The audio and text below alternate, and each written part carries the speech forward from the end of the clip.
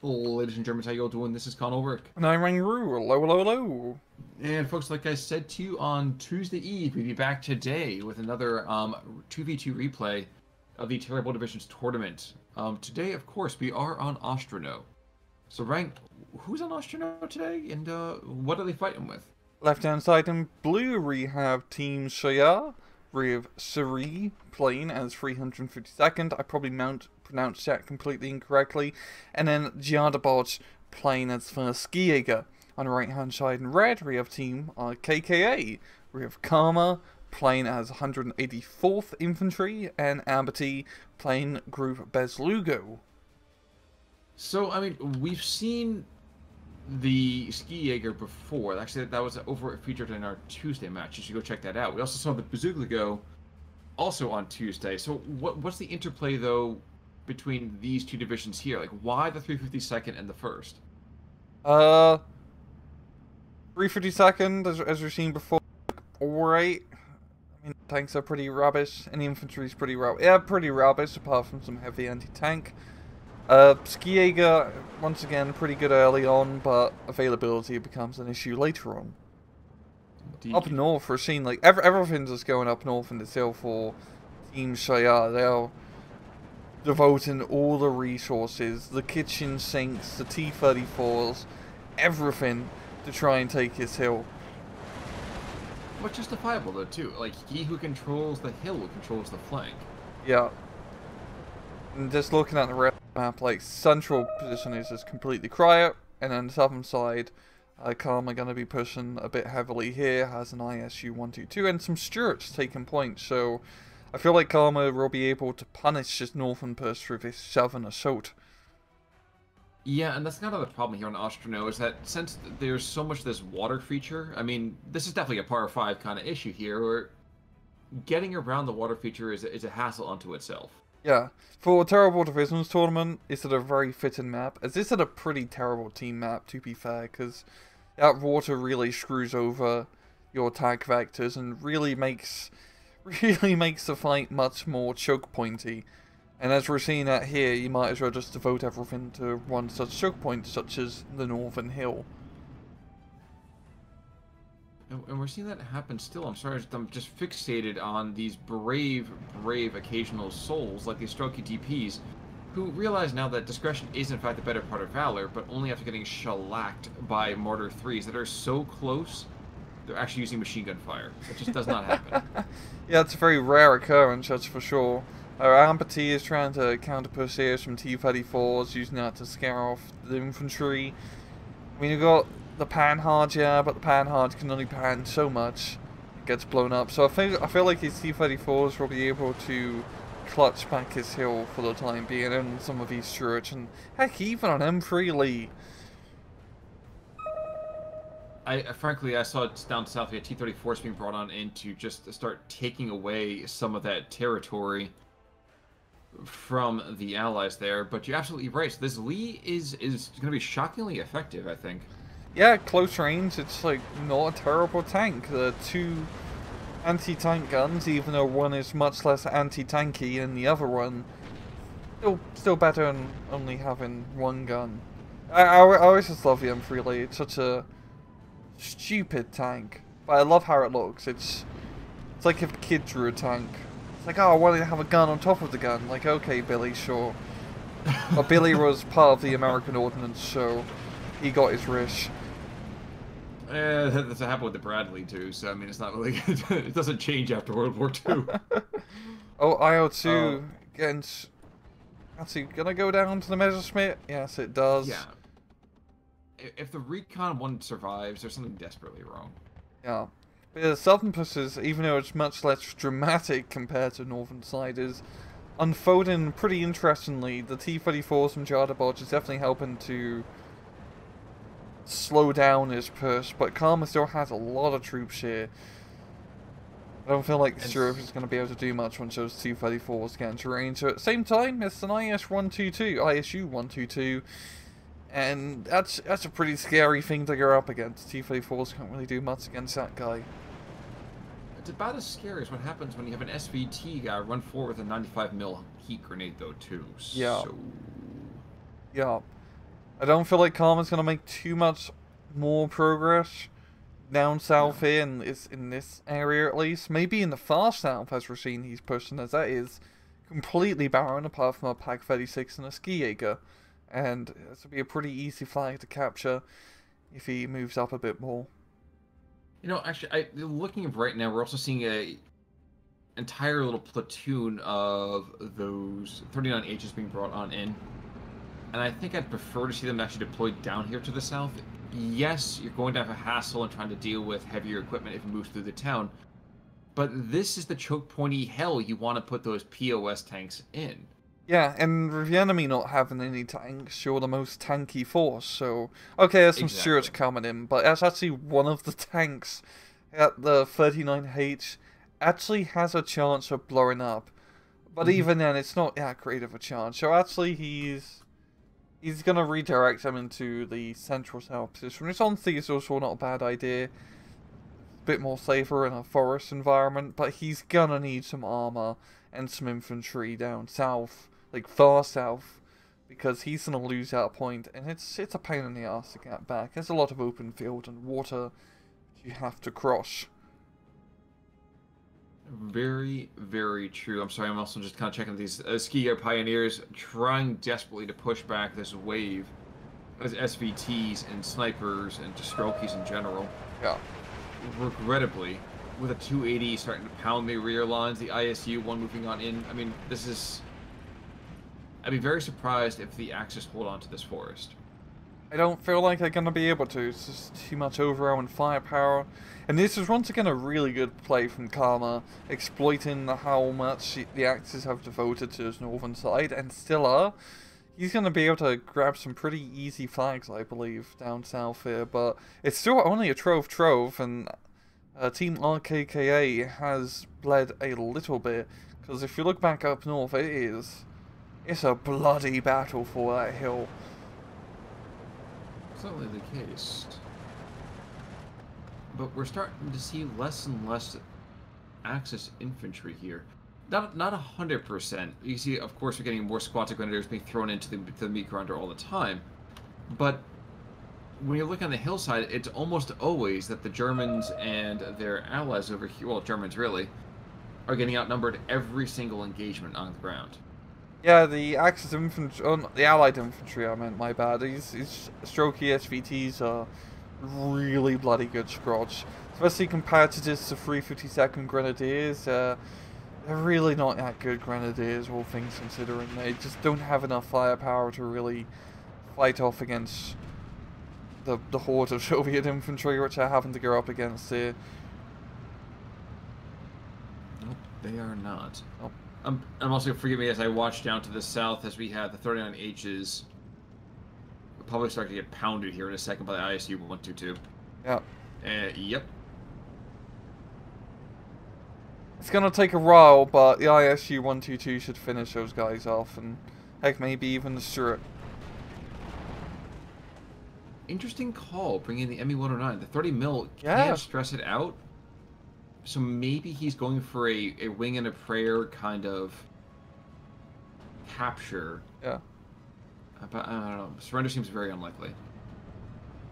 Yeah. Yeah.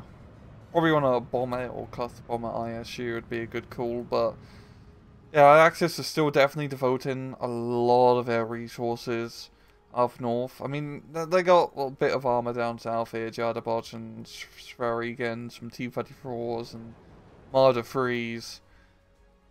But still, the northern play has not played out as well as they probably expected. And it's starting to not pay off for them, as they're losing by a +2 bleed. Well, you got what you wanted. There's a cluster bomber going in right now in the ISU 122. Very good He call. should be dead. Yep. Yeah. Yep. And that's a very, very, very big kill. That should flip at least one flag over here in a second. Oh, but this far southern flag is still pretty firmly under Karma control, and he doesn't even have that much air. He just has one anti-tank gun and some infantry spread out, but even though it's not a lot, it's gonna take Jadabot a while to move up his infantry and clear building to building to trying to get back the far south. Very interesting placement on this 45 mil as well. Yeah, he's got like a pretty good coverage. He can't shoot long range, but you don't really want to with a 45 mil. If anything gets closer, such as those tanks, they're gonna have a bad time. They certainly shall. Yeah. They certainly shall. Now, once again, we actually are going to have a bit of a slap fight between the Tiger and a KV-2 in the center part, center and center north. Tiger, realizing discretion, better part of valor, get the heck out of there for right now. Yeah. There's a bit of a resurgent artillery armor push happening here. I'm not sure I understand this. Interesting.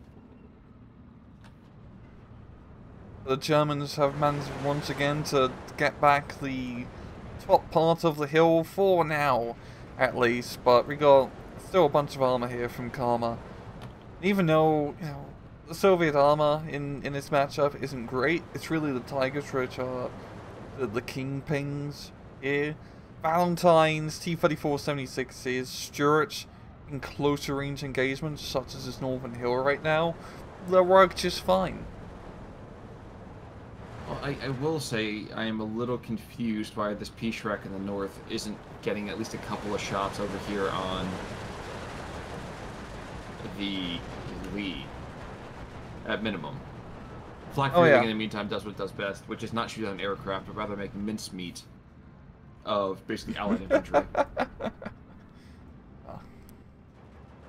Oh, if you look at like the center position here, Karma's like pushing over his bridge and he's grabbing huge troughs of land here. A very unexpected play because, you know, you have to go over a single bridge choke point, but there's nothing there guarding the bridge, so you might as well exploit it. You speak the truth, I will say that. This is, yeah.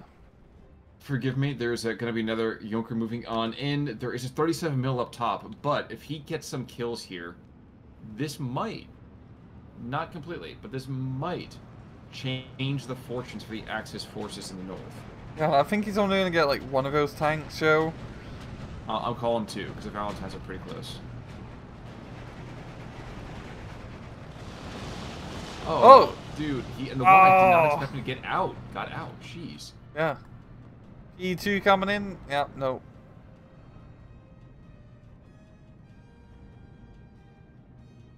But yeah, Valentine's still booking it to the for the high hills here, but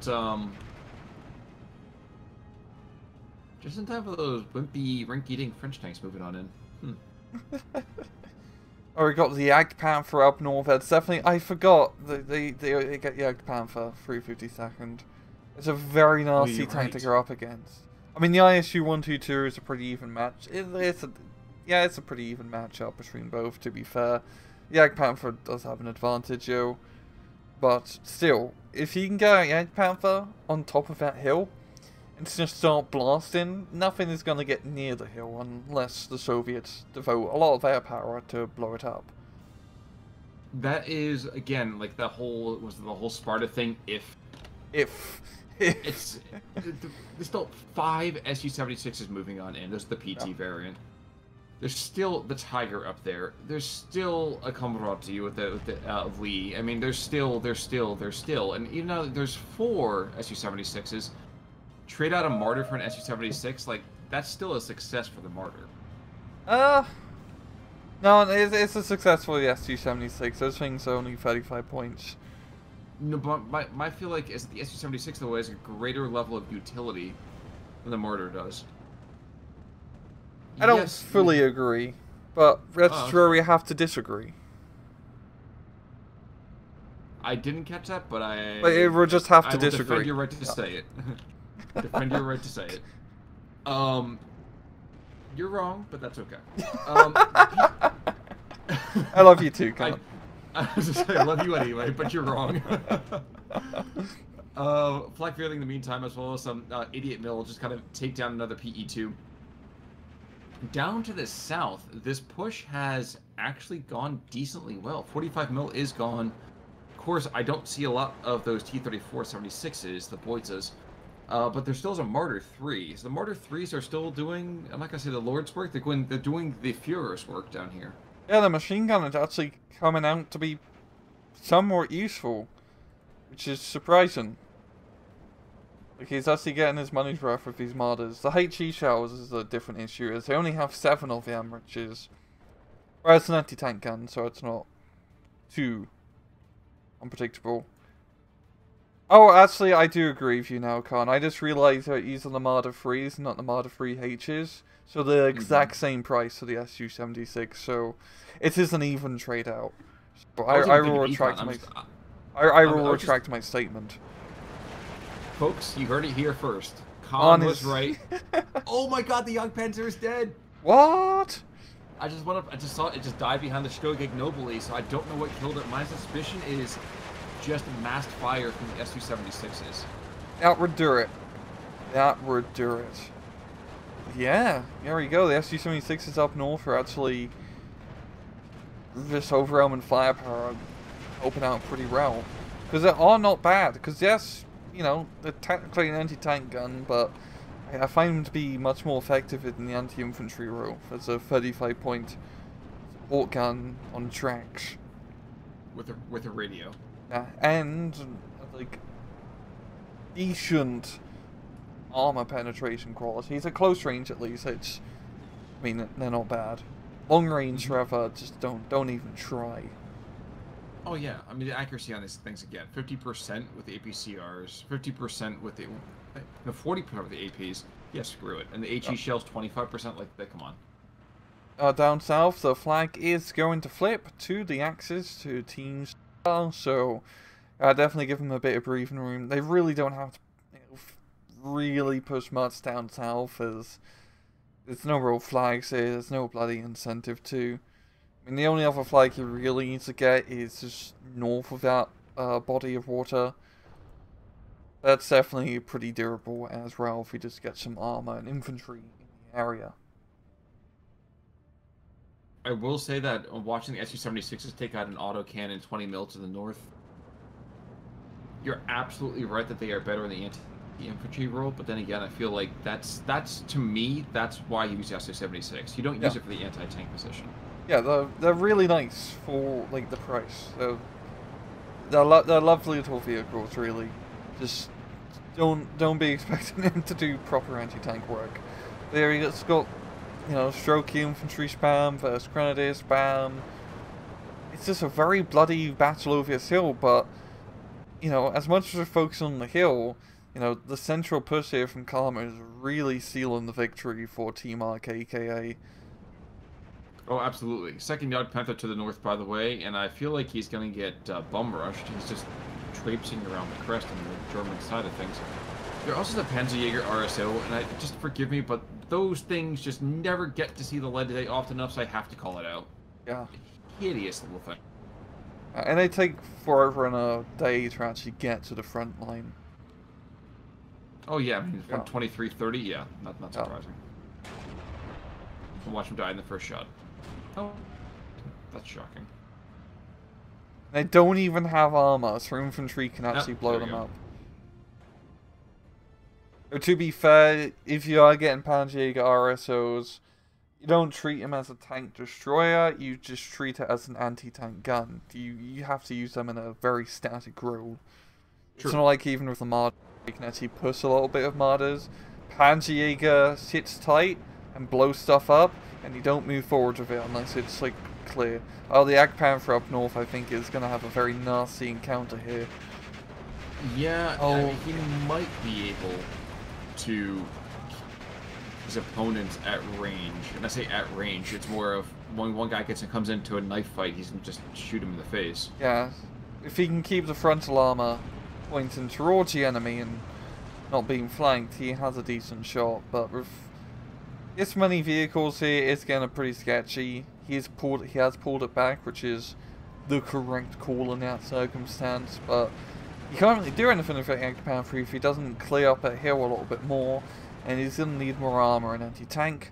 And as we're getting into almost sea phase here, this is where Scherjar starts to fall into some of those issues of running out of things, especially with the incomes. In this case, though, the Scherjar squad at least is planning on bringing 12 Martyrs over here in C, 6 of the Ju-87s, 32 Scherjagers. So He's not going to be a powerhouse, but he's got just enough utility, I think, to get by. Yeah, it should hopefully keep him in. It's definitely a good call taking those C-phase Skiegers. I mean, it's you're pretty much like silly at this point to not play any of the divisions and not take a C-phase card of unvetted regular infantry or regular infantry or the most regular infantry you can take. It's just a requirement of every single Steel Division 2 deck, because it doesn't matter what. There's a very good chance you're gonna have to play through C-phase, whether you like it or not. Absolutely true. Absolutely true. But the SU-76s, they are charging white forwards. And actually, I kind of love this. There's 3 Pak-36s coming in here as well. Regrettably, they aren't going to be in position quick enough to turn this Strelky push, this Strelky reinforcement push, into Offal. Had they been there another 2 minutes earlier, they had a legitimate chance of just shredding anything coming from east to west here over this hillside. Yeah. Yeah, I mean, once again, like, his hill fight is all very flashy, it's all the action's going, but, like, just looking at the rest of the map, I mean, Amberty has managed to capture the little town, village, it's a town, south of the hill. Karma is just pushing, you know, small little strike groups through the center position and just, you know, grabbing those important flags and holding onto them. It's not a lot of forces per se, but, you know, Team Scherjar is not really bringing all that much to try and, you know, counter them. I feel like they're definitely getting a bit tunnel visioned in the far north. It's entirely possible. Grenadier reinforcement column being brought on, and SU-76 is definitely proving their weight here. Yeah, they're working really well. They almost feel like they're... Oh, it's like the vehicle version of Tanko Desant Nikki. Yeah, they're cheap. They're not... Yeah, exactly. You get a lot of them, you can throw them in. You know, they're cheap in T-34-76s, which is even nicer, and arguably kind of better, because they have APCR shells. Worse armor, but just don't get shot, and the armor doesn't matter. But that's the kind of thing, too. I feel like this is the opportunity that's being slight... is that the SU-76s should be used as a blade of armor. And here we go. We're finally seeing that happen right now. They're coming over the crest of the hillside. There's this entire push being given forward. Let's see how many of the Yog Panther takes out before he dies. It ain't gonna be many. Especially when he shows his heels to everybody. I would not want to be at Yog Panther. Yeah. I really wouldn't want to be at Yog Panther. That's a very good kill here from RKKA. I mean, they have no real armor left on that hill, the Axis side, so the SU-76s can crest over and start pounding. I managed to check into the south. There are a lot of automatic weapons fire there. Incredibly, not really anything happening there any further. No. PE-2s making gun runs at basically every single ground target they can manage. Ooh. And the HE-111s, oh no, they're going after the innocent little recon. Oh, he didn't even get a chance to scream. Poor little guy. No, the HE-111 is going to drop 2 bloody big runs on his threatened force. Might be able to knock out a tank or 2. If he gets the bombs off, yes. Come on. Nope. Ah. I really wanted to see those bombs drop, Khan. Those were like 1,000-kilogram bombs. You know how much explosives that is? Well, if I multiply that by 2.2 pounds per kilogram, I'm sure I can figure it out. Like 1,000 kilograms of bombs. Times 2. Yeah, exactly. It's a lot of bombs. There have been a lot of booms, and you know, we're all just here to see the explosions.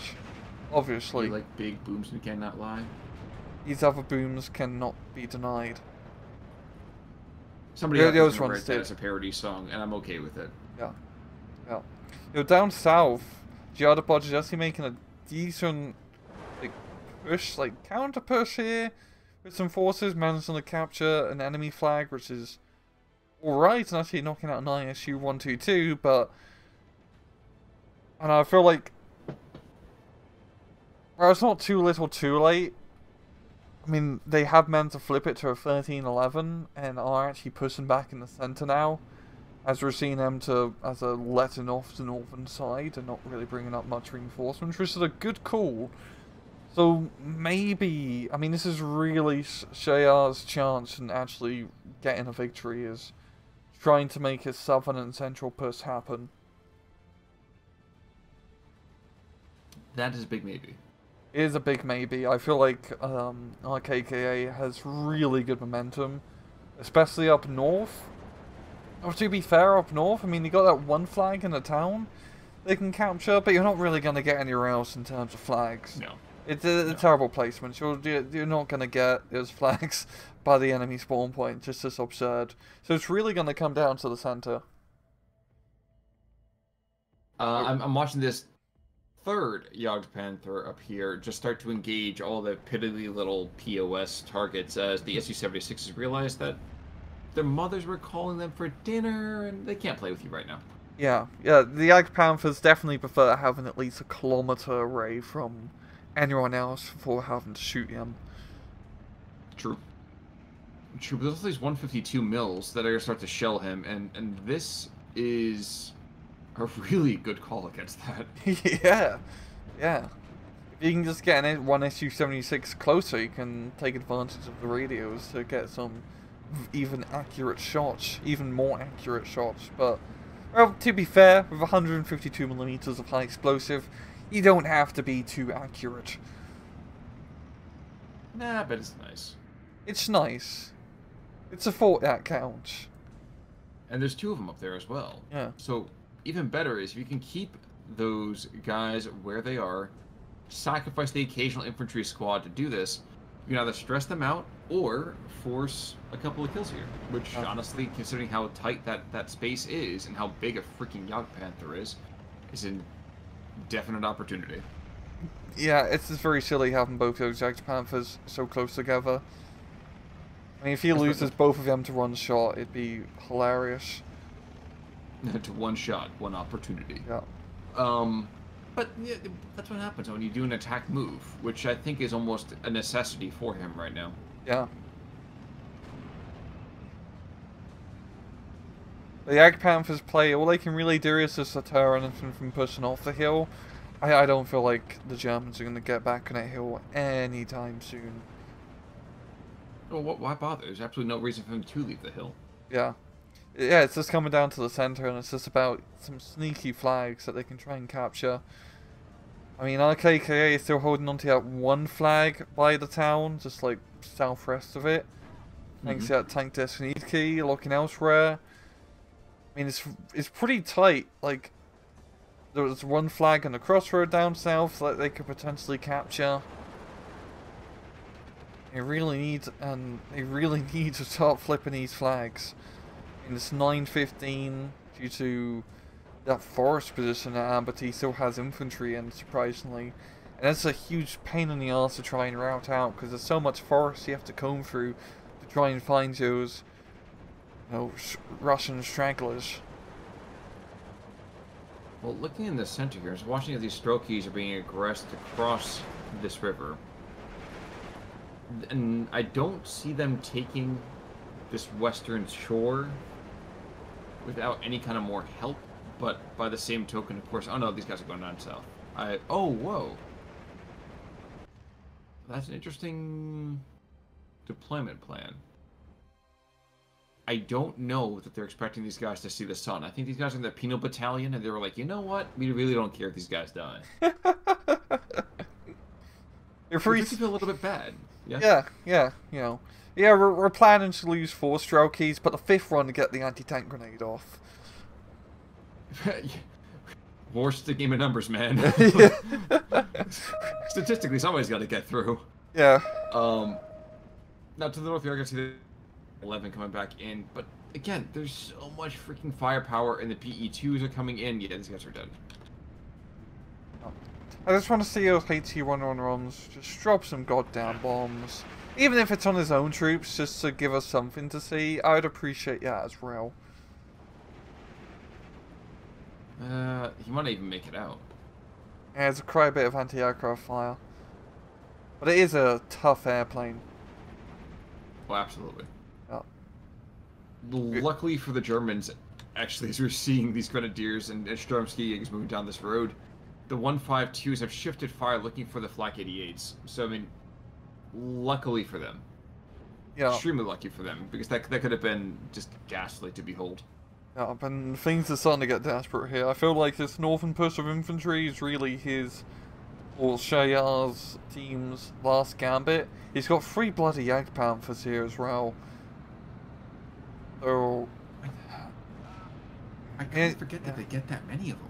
Yeah, 352nd has like a decent availability of Jagdpanthers, which is... It's funny, because all division is like terrible equipment, really. Poorly equipped infantry. You have French tanks, you have okay artillery and whatnot. But it's like, yeah, sure, here's some extremely advanced, extremely high-powered anti-tank tank destroyers. Enjoy! It's like such a... I think what happened is that these guys, they meant to go to another division, and the division died before they could get there. Yeah. So it's like, what do we do now? Like, oh, I'm like, man, we might as well hold on to it. Like, screw it, bro. Yeah, I don't know if they were, like, equipped with the Jagdpanthers, like, initially, before the Normandy invasions. You know, they don't have any anymore. I just got completely shelled by the tank share. PSU went to too. Yeah. If anyone in the comments, of course, can comment on why 352nd has Jagdpanthers, because it is, like, very good equipment to have for what was a reserve infantry division holding the Atlantic rule. But yeah, there you go. This is pretty much a GG for our RKKA. Which is mildly funny, because this is the point when he just had all of these troops that would just be running up the hill. Yeah. But Yarda over here is going to go and stay those last couple of seconds. I think we probably had a DC or something. And there you go. GG, and holy crap, Amber T did very good, KD Bryce. Putting the team on his back, man. Mm-hmm. And kills. You can see even the M3 Lee doing the Stalin's work. Lee, I love you, but you're not meant to be this good. You can't actually blow up other tanks and Flak 88s. That's not allowed. He probably just kill stealed. You know, it's one of those things. Yeah. Like, oh yes, yeah, I totally killed that. Call your teammates War Thunder. Yeah. On the opposite side, Kegel over here doing pretty well, taking out 6 or 7 targets right there. But a lot of the biggest issue is that you're not seeing trading up potential. You're seeing stuff that is doing well, but it's not doing well enough. Yeah, and it was a gambit of pushing hard in that hill. It really, for Team Scherjar, really relied on capturing that hill early on and holding on to it. But as we saw, Karma did a very good job of just pushing the other points on the map and putting pressure and capturing all these fairly easy to capture flags, as there was no one there to hold it. Absolutely.